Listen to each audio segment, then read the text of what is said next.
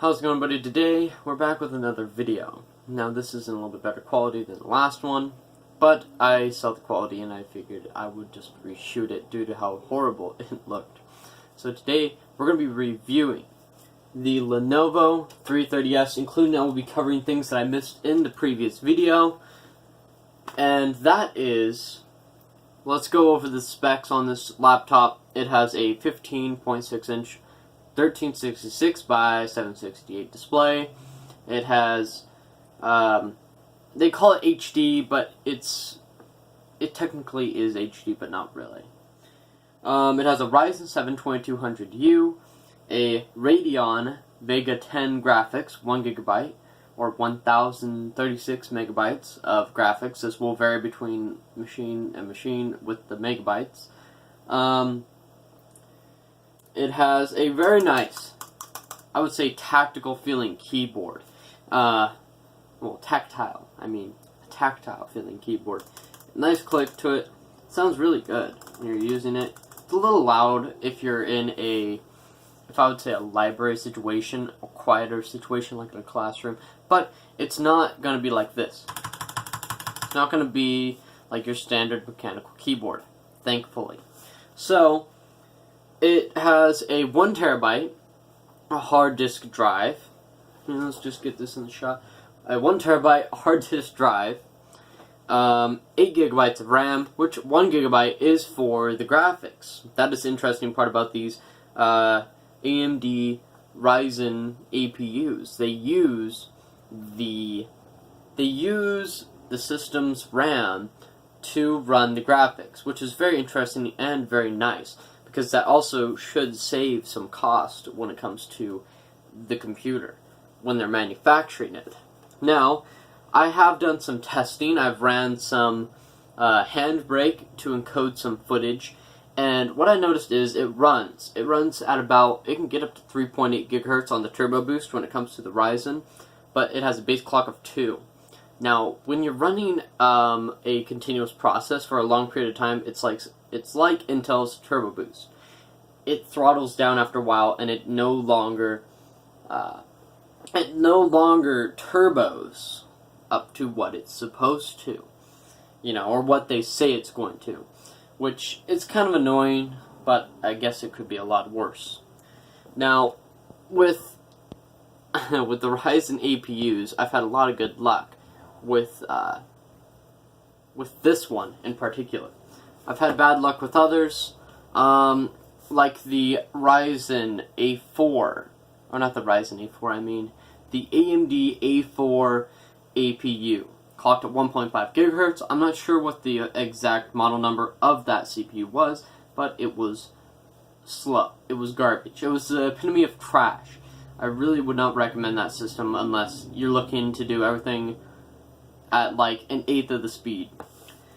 Now, they do say here on the little sticker that they gave me right here, slim profile. That is something I really like about it, because here is the profile on it, the edge where it opens up, the back of it, very nice. Let's get into the I/O. So it has a full-size SD card slot over here, a USB 3.0 super speed port over here, a Kensington style lock, and a reset button, which I haven't seen in a long time unless it's on an older computer or a desktop. Right here we have a HDMI, a Toshiba's proprietary charger, of course, another USB 3.0 super speed, but this will charge during hibernation mode, a USB 3.1 Type-C port, not Thunderbolt compatible. As far as I know, and as far as I've seen on their technical specifications, it is not Thunderbolt compatible. A 3.5mm headphone jack, and right next to that is a power LED. Your air inlet is on the bottom here. This came with Windows 10 Home. I am a bigger fan of Windows 10 Pro due to me having it for so long and using it for so long. And I've been using this for a few days, and I've ran some games. I got Roblox on there, which, if a parent buys this computer and their kid wants to borrow their computer and they want to play Roblox, you're going to be perfectly fine. I think anything can run Roblox, honestly. Even a potato can run Roblox. I hopped into Steam, played some Grand Theft Auto 5, some Garry's Mod, and some Fallout 4. Now, with those benchmarks, I will be leaving a link in the description below this time, where you can see the results that I got from MSI Afterburner for those benchmarks. So you can see the performance on the computer. It will be running at 1366 by 768. All of the games will be running at medium settings. Or if you're in Grand Theft Auto 5, that will be probably normal settings, I would say. Yeah, normal settings in Grand Theft Auto 5, medium settings at 1366 by 768 in Fallout 4. Garry's Mod, that thing's gonna run at max quality. No, it's not. It's gonna run with no problem. I tried VR chat, and it ran very nicely. It's just the load up times due to the hard disk drive that really slowed the thing down. Future upgrades that I would recommend for this PC is this does have an M.2 slot that is not populated. So you can upgrade this and put an M.2 SSD, which is way faster than the standard SATA drive. Now also you can upgrade the hard drive to a little bit bigger capacity hard disk drive, or a SSD that is the same capacity, lesser capacity, or even more, depending on what you want to spend. Because I know SSDs, they're a lot cheaper than they were, but they're still very expensive as far as I'm concerned. But overall, I recommend this computer highly. This has been a real trooper because, for one, my previous computer weighed 9.6 pounds. 9.6 pounds of weight on my back. Now, this one, I'm not sure how much it weighs, but I'll tell you something. It weighs so much less than my previous computer. That is for sure. It does have a 50-watt charger.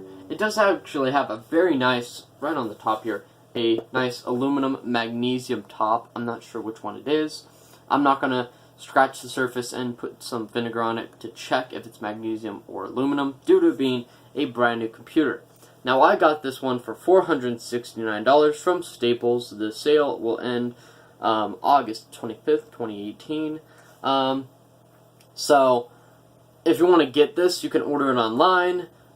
Just look up Toshiba IdeaPad 330S, and you should be able to find it fairly quickly.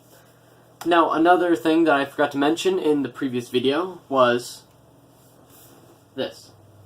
It has a nearly 180-degree angle that you can get onto the screen.